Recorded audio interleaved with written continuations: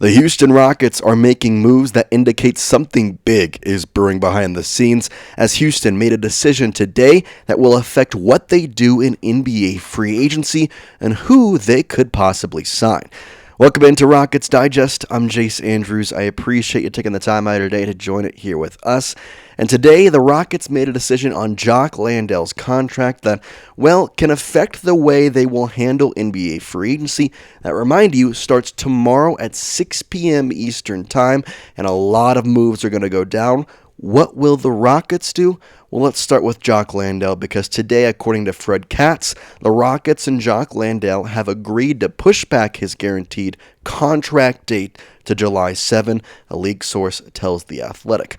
Now, Landale's original guarantee date was supposed to be today, in which a guaranteed $8 million salary would be put into place, but the Rockets instead have pushed that back to July 7th. Now, there was a lot of talk the past couple days about Jock Landale, whether the Rockets were going to waive him, whether the Rockets were going to try and package him with Cam Whitmore and trade him. Well, we're getting a little bit more answers with this. Now, July 7th, does that mean the Rockets are going to keep Jock Landale? Not exactly necessarily. In fact, in some ways, I think it probably makes it a little bit harder for him to be guaranteed. Now, I want to go into detail again. Luke Adams of Yardbarker, just making sure we have the full story at hand. Landale's $8 million non-guaranteed salary for the next season was originally set to become fully guaranteed today if he had remained under contract. However, as mentioned, they have reached an agreement to move that date to next Monday, July 7th. What does this do for the Rockets? Why is this so important for NBA free agency and so on?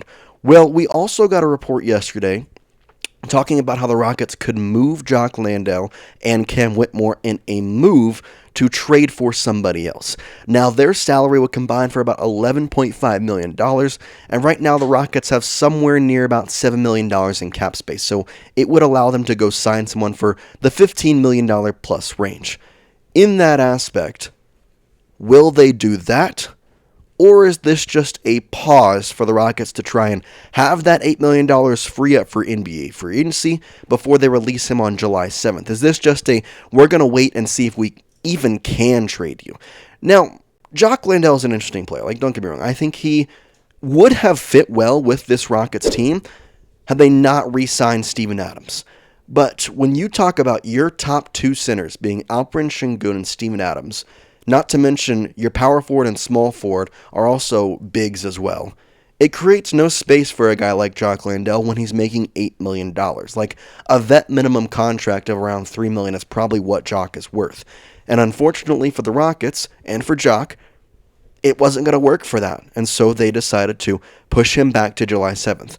Now, we got some more reports kind of coming here talking about what exactly could the future be. And Keith Smith, kind of reputable sports source in the NBA, talked about Jock Landale. And I thought he had an interesting point. He says that this gives the Rockets more options with Landale as his contract to kind of see how free agency plays out. Because technically they could use that $8 million. That is a possibility. I, however, find it very likely. And Keith Smith kind of agrees when he says this. For Landale, it was likely a decision to agree to push back this contract date or just to be waived today. So there's nothing really lost on his part, because technically with the Rockets, their plan and probably what they went to Jock Landale and said was, we are not going to pay you that $8 million. It is not in the budget, and although we like you, it's not going to fit. So our two options are this. We can waive you today, or what we would like to do is to keep you till July 7th to see if we can potentially find a trade partner. That way, if we trade you, you're going to get that $8 million fully guaranteed from another team, not us. And there might be a team out there desperate for a center who wants him. When we originally put out the Evan Sider retweet that you saw, he listed Dorian Finney-Smith as a potential trade target for the Houston Rockets. Today, though, Dorian Finney-Smith declined his player option and is now set to become a free agent, or was a team option. Either way, he is going to become a free agent tomorrow at 6 o'clock.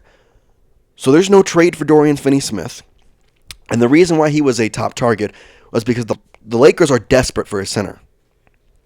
They gave up Anthony Davis. They need somebody to fill that hole.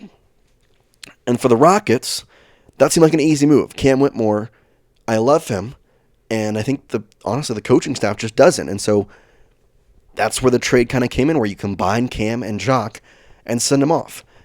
So without Dorian Finney-Smith, what are some teams that could be desperate for a center?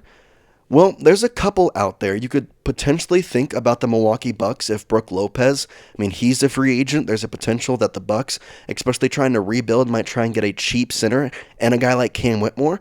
Now, you're not going to get Giannis for that type of thing, but you could potentially go out there and trade Jock Landale to a Bucks. You could also go out there and potentially trade him to the Lakers still and get somebody else. There's a couple of teams that really could use a center, and I'm sure I'm missing a couple, but a guy like Jock Landale is valuable. And $8 million is probably valuable, is good for some teams. But when he's going to be a third-string center that's not going to get many minutes at all, there's no point to keep him. There's not. Especially when you re-sign Jason Tate, Aaron Holiday, and Uncle Jeff. Like, those guys are the main guys that's going to take up those last little minutes of the game. Jock Landale's not even going to get in there. Like, they're going to put Steven Adams in over him. With this, why does it affect free agency? Well, because the $8 million that they were going to sign him is now freed up still. Like that money they can use to go out and get a free agent. Now, I personally think they should go out and get a guard. Here, as you see on the picture, are the top guards available in free agency.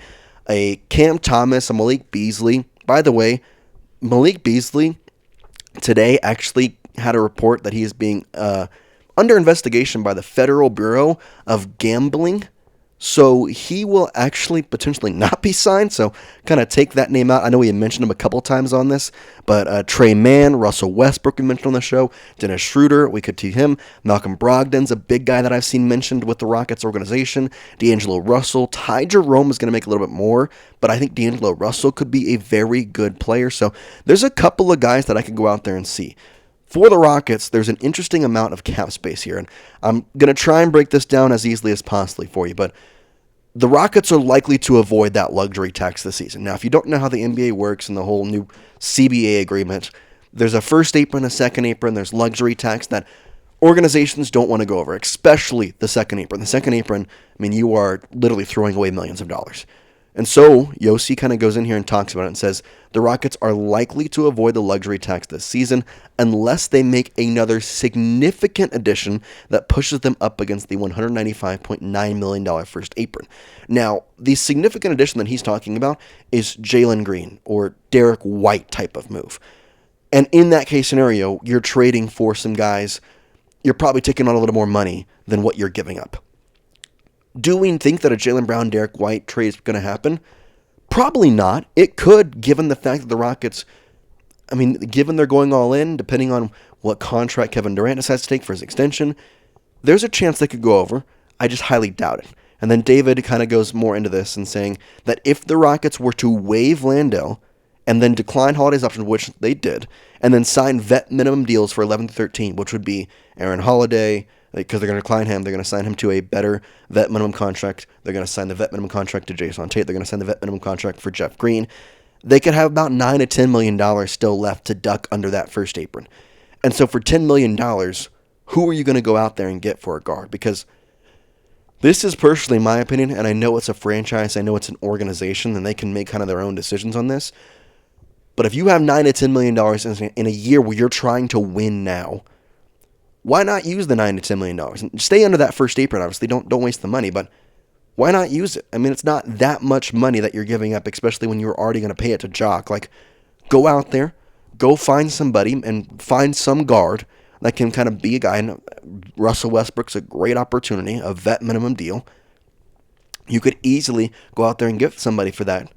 And that way your guards feel a little bit more healthy. Because if you think about the guard situation, it's Fred VanVleet is your number one point guard, and your number two guard is going to be Amen Thompson. Reed Shepherd is going to be that point guard, shooting guard kind of combo when he comes in, filling in for Fred VanVleet, filling in for Amen Thompson. You're also going to have Aaron Holiday probably rotate in some minutes in there as well. So I would like to have an extra guard so that Aaron Holiday becomes a 3, not a 2, because right now he's probably the number 2 point guard.